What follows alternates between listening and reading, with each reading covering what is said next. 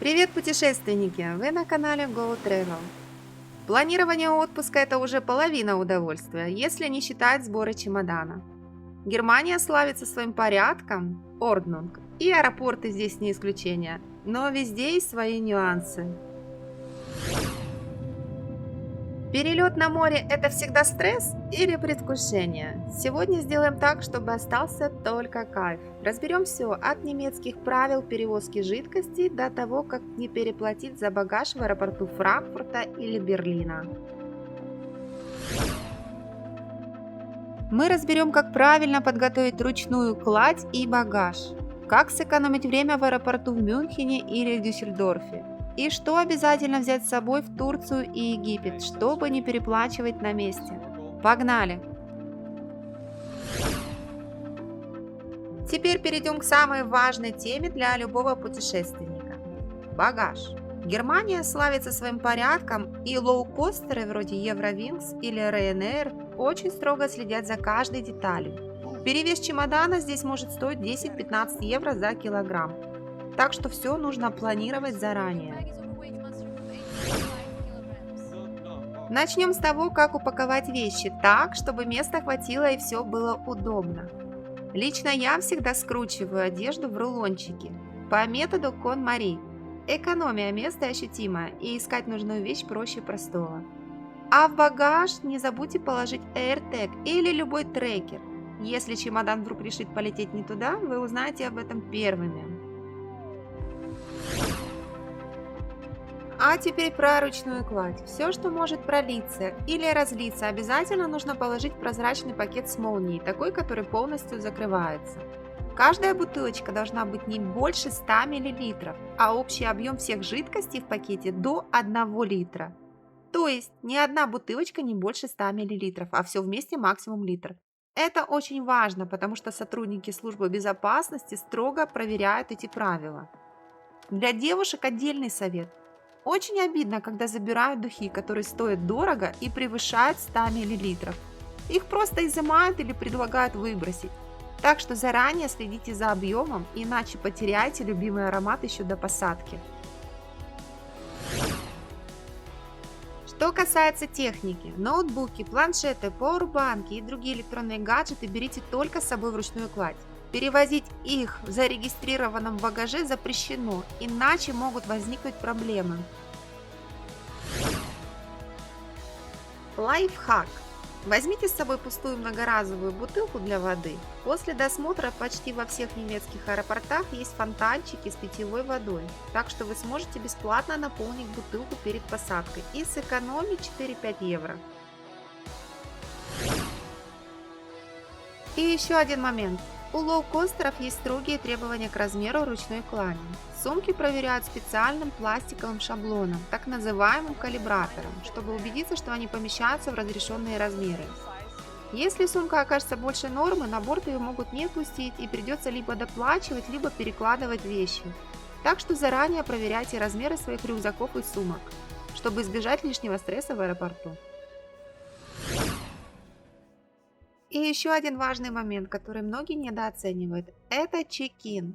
Не в аэропорту, а еще дома. За 48 часов до вылета просто проверьте в приложении или на сайте авиакомпании, когда открывается онлайн-регистрация. В большинстве случаев ее открывают за 24 часа до рейса, но у некоторых перевозчиков время может отличаться.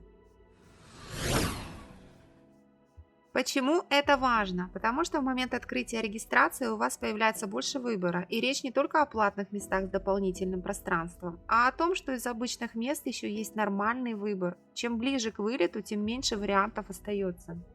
Плюс вы экономите время в аэропорту. Посадочный талон уже у вас в телефоне, и если вы летите только с ручной кладью, можно сразу идти на досмотр. Следующий важный лайфхак – бронирование времени на досмотр или так называемый слот-сервис. В аэропортах Франкфурт, Берлин или Мюнхен есть возможность заранее выбрать удобное время для прохождения контроля безопасности. Делайте это на сайтах аэропорта, и вместо того, чтобы стоять в очереди из 300 человек, вы проходите через отдельный коридор бесплатно и невероятно удобно, особенно если летите в высокий сезон.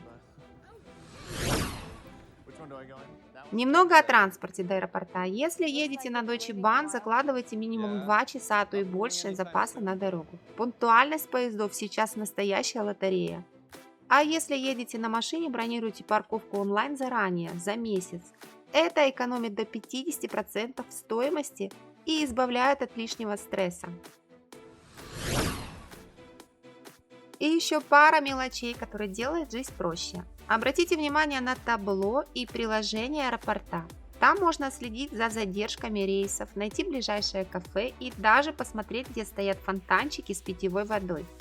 А если вы хотите подзарядить телефон или ноутбук, ищите значки Power Station. Зарядка в аэропорту часто встроена прямо в скамейки и столики. Все это вместе помогает пройти аэропорт без стресса, лишней очереди и сюрпризов, и плавно подготовиться к посадке, чтобы ваш отпуск начинался с улыбки, а не с паники. И вот еще один момент, о котором многие вспоминают уже в аэропорту, а зря. Это маленькая, но критичная проверка документов и организационных деталей перед вылетом. Она занимает буквально 5-10 минут дома, но может сэкономить вам очень много нервов. Проверьте срок действия паспорта и требования страны въезда. Сделайте фото паспорта и билетов и сохраните их в телефоне. Сохраните адрес отеля офлайн. Проверьте, нужна ли наличка на визу или трансфер. Уточните, работает ли ваша карта банковская за границей. Заранее продумайте интернет. Роуминг, eSIM или местная симка.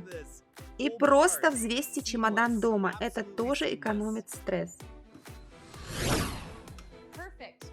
И еще буквально пару моментов, о которых редко говорят, но они реально полезны. Обязательно перед посадкой еще раз проверьте табло. Гейт, то есть выход на посадку, могут поменять даже в последний момент. Это случается чаще, чем кажется. Перед сдачей багажа сделайте фото чемодана. Да, мы уже положили AirTag, это супер, но фото все равно пригодится, если его задержат или повредят. Это занимает 10 секунд, а может сильно упростить ситуацию. И коротко о важном. Если рейс задерживают на 2-3 часа и больше, в странах Евросоюза действует правило компенсации для пассажиров. Регламент ЕС 261/2004. Многие об этом не знают и просто ждут. Поэтому всегда уточняйте свои права, иногда можно получить компенсацию или питание от авиакомпании. Небольшая ремарка. У бюджетных авиакомпаний, так называемых лоукостеров, рейсы обычно прямые и без сложных пересадок, поэтому длительные задержки на 2-3 часа случаются гораздо реже, чем у крупных сетевых перевозчиков. Но полностью исключать их нельзя, поэтому всегда полезно знать свои права. Если кто-то не знает, лоукостер – это бюджетные авиакомпании, которые предлагают более низкие цены за счет того, что дополнительные услуги оплачиваются отдельно. Выбор места, багаж, питание на борту. И вот мы уже на месте. Перелет позади, чемодан с вами или пока на багажной ленте. И начинается самое интересное. Первое знакомство с страной. В Египте виза официально стоит $25. Платить нужно строго в официальном окошке.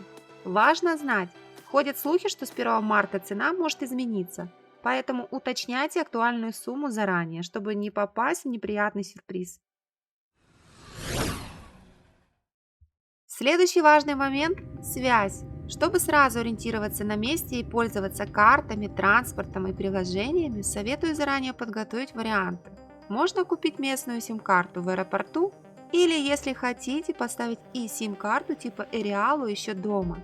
Так вы сразу будете онлайн, не тратя лишнего времени, не пытаясь искать Wi-Fi, а управление маршрутом и заказ такси станет проще и спокойнее. А теперь несколько практических советов, которые дополнят остальные лайфхаки, которые помогут заранее подготовиться к отпуску и сделать поездку максимально комфортной.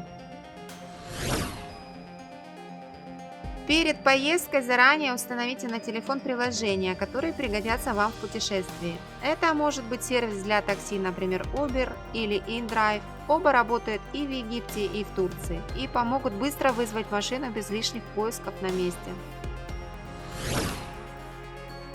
Также полезно заранее скачать языковые пакеты, переводчики. Если интернет будет ограничен, это позволит пользоваться переводчиком без подключения к сети, чтобы понимать надписи, общаться с местными или переводить сообщения. Это очень выручает, когда вы все еще не знакомы с языком страны.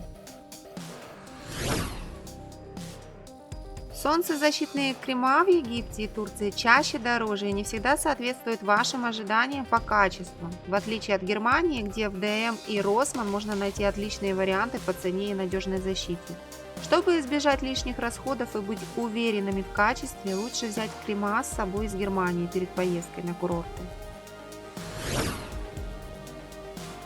В аэропорту будьте внимательны, особенно если путешествуете компанией. Не уходите друг от друга без интернета. Например, в дьюти-фри и магазинах аэропорта много людей. Все похожи друг на друга, а полки и стойки такие, что легко потеряться и потом не найти друг друга. Лучше держаться вместе или заранее договориться о месте встречи. Еще один совет. Заранее скачайте оффлайн карты курорта и маршруты до отеля. Это экономит время и нервы после приземления. И не забывайте сделать фото документов. Паспорт и билеты в телефоне помогут быстро решать любые вопросы на ресепшн или с трансфером. Еще один маленький совет из моего опыта. Если вы планируете покупки в Турции или Египте, не берите с собой чемодан под завязку. Оставьте место для сувениров и новых вещей. Берите только самое необходимое. Одежду и белье на каждый день, один купальник или плавки, шляпу, очки и минимальный набор косметики. Так вы не перегрузите багаж и оставите место для приятных сюрпризов с курорта. И в завершение хочу сказать одну простую вещь. Если вы в хорошем смысле немного повернуты на безопасности и переживаете, оставляя квартиру, обязательно сделайте фото выключенного утюга, плиты и закрытых окон. Если вы любите все держать под контролем, это избавит вас от лишних мыслей в самолете. Не придется прокручивать в голове, все ли выключили. Это не паранойя, это забота о своем спокойствии. И важное уточнение по поводу перевозки жидкости. Я уже рассказала, как перевозить жидкость до 100 мл в ручной клади, а вот что касается багажа, который сдается, то в нем можно перевозить жидкость объемом больше 100 мл. Это для тех, кто об этом не знает. Надеюсь, эти советы помогут вам сделать поездку максимально комфортной и без стресса. Не забудьте подписаться на канал, ставьте лайк и включайте уведомления. В следующем видео по просьбе моих подписчиков я подробно расскажу о страховках, которые обязательно нужно оформить перед полетом. Не пропустите. А сейчас пока-пока!